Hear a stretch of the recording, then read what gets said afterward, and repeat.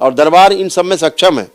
मैं भारत सरकार से भी अनुरोध करूंगा कि हमारी बातों पर ध्यान दे और हमारा ठीक से परीक्षण किया जाए। इस दरबार में जो अनुसंधान हुए हैं उनका ठीक से परीक्षण किया जाए। इनको समझने वाले लोगों को जोड़ करके उनकी टीम बना करके उसको ठीक से समझा जाए, इसके लिए व्यवस्था बनाई जाए। अगर आपके पास खर्चा करने के लिए नहीं है तो दरबार उस पर खर्च करने को भी तैयार है अपनी ओर से, कि आपको अनुसंधान का लाभ मिले, मानव जाति को इस अनुसंधान का लाभ मिले। मनुष्य जाति जो तड़प रही है, चीख रही, पुकार रही है, आपको, आपसे भीख मांग रही है कि हमें स्वास्थ्य दो, हमें पूर्ण स्वास्थ्य दो। तो हमारा तो सबसे निवेदन है कि वो इस पर ध्यान देंगे। तमाम ऐसे रोग हैं, ऐसी तमाम डिजीज़ हैं जो इनका रोग ही सुन करके आदमी के होश उड़ जाते हैं, और कारण क्या होता है कि उनके पास निवारण नहीं है। वो कहते नहीं साहब इसका इलाज नहीं है। जैसे बच्चों के रोग के बारे में बात करें, बच्चों का एक लगभग हर घर में एक रोग पैदा होने लग गया है मानसिक विकार की वजह से। उस खतरनाक रोग का नाम है ऑटिज्म। ऑटिज्म के नाम से लोग जानते हैं। जो ऑटिज्म है वो बच्चों में आता है। दरबार जानता है वो ऑटिज्म क्यों बनता है रोग, उसमें गृह चिकित्सा का ही पूरा पूरा रोल है। लेकिन अगर आप इनके पास जाएंगे तो वो कहेंगे नहीं साहब ये तो इसकी कोई चिकित्सा नहीं है। हाँ हम दवा दे रहे हैं, इससे बढ़ेगा नहीं। एक तरफ कह रहे हैं चिकित्सा नहीं है। अगर आप इस सिद्धांत को जान जाएंगे कि बढ़ते हुए रोग को रोक सकते हैं, तो फिर आप इस सिद्धांत को भी जानते हैं कि इस रोग को आप समाप्त कर सकते हैं, कैसे किया जाए। लेकिन अगर आप ये नहीं जानते कि रोग का कारण क्या है, तो ना तो रोग को आप ठीक कर सकते हैं और ना ही बढ़ते हुए रोग को आप रोक सकते हैं। ये सिर्फ भ्रम है और ये छल है जो ये करते हैं। नाना प्रकार की औषधियों से बच्चों के मस्तिष्क को और खराब कर देते हैं, और बच्चा जो कभी स्वस्थ हो सकता है अपने स्वयं की शक्ति से, आत्मशक्ति से, आत्मबल से, अपनी ऊर्जा से, उसमें भी ग्रहण लगा देते हैं। इस पे स्वामी रामदेव जी ने एक बड़ा काम शुरू किया है ऑटिज्म रोग पे।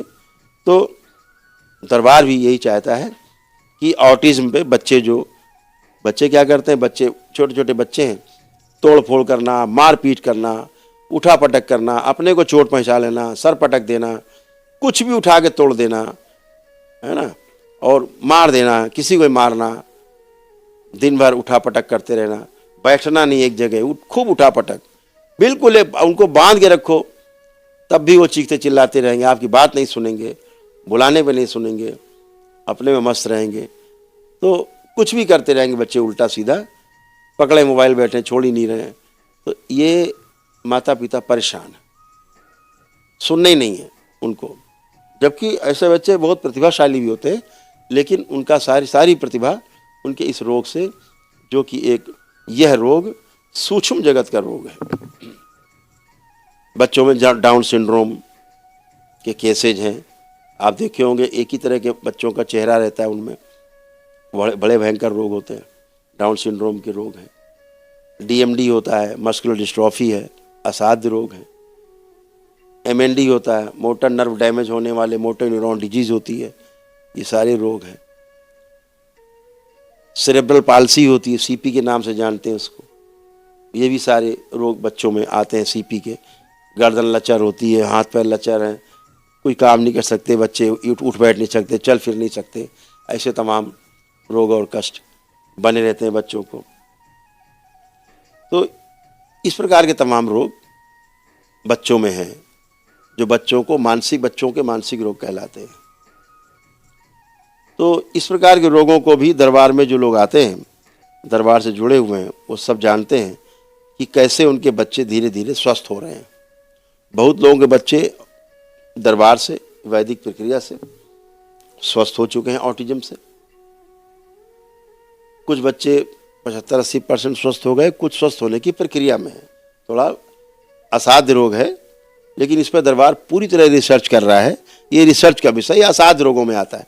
जो 400 प्रकार की डिजीज हैं दरबार की, वो तो हैं ही, लेकिन ये कुछ इस प्रकार के रोग हैं, जैसे कैंसर है, हृदय रोग है, किडनी के रोग हैं, ऑटिज्म है, एमएनडी है, डीएमडी है, जैसे क्रॉनिक आरए है, रोमेटिक आर्थराइटिस से क्रॉनिक है, हाथ पैर टेढ़े हो गए, उंगलियां टेढ़ी हो गई, वो वाले तो कष्ट तो चले जाते हैं, लेकिन टेढ़ापन रह जाता है, क्रॉनिक डिजीज कहलाते हैं। जो इनिशियल स्टेज पे आ रहे हैं वो तत्काल ठीक हो जाता है, दरबार से 1 दिन में ठीक हो जाता है। डायबिटीज़ है, महिलाओं में पीसीओडी है, पीसीओएस है, जो उनको गर्भाधान में समस्या पैदा करता है, या फेक प्रेगनेंसी है, सूडो प्रेगनेंसी बोलते हैं, वो तो दरबार के 400 प्रकार के रोगों में है, वो समाप्त हो जाती सेम डे।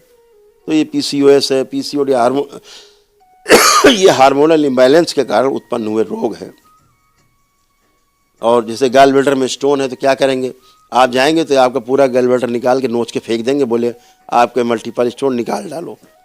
दरबार ने दसियों हजार लोग जिनको गैल ब्लैडर में स्टोन्स थे, मल्टीपल स्टोन्स थे, वो अपने वैदिक प्रक्रिया करके अपनी ही प्रार्थना संकल्प से उनका गैल ब्लैडर का स्टोन गायब, अब कहाँ चला गया, जैसे बना था वैसे गल के निकल गया। यही तो विधि है, जो रोग जैसे डेवलप हुआ है वैसे ही वापस होकर गल के खत्म हो जाए। और क्या निवारण का तरीका है, यही तरीका है। लेकिन आप गलाना नहीं जानते, क्योंकि स्मृति है, वो कर्म भोग है, वो बना ही रहेगा, वो जाएगा ही नहीं। अगर भोग नष्ट कर दिया जाए, स्मृति नष्ट कर दी जाए, तो स्मृति नष्ट हुई तो रोग सिकुड़ने लगता है और धीरे धीरे कमज़ोर पड़ने लगता है। तो दरबार में जो लोग आते हैं, भक्त आते हैं, तो जैसे 400 प्रकार की डिजीज़ हैं उनके लिए आते हैं, लेकिन बाद में वो बताते हैं कि जो 400 प्रकार की जो बीमारियां हैं, उनसे जो बड़ी और बीमारियां थी, असाध्य रोग थे, गुरुदेव मेरा वो भी स्वस्थ हो गया, हम उससे भी अच्छे हो गए।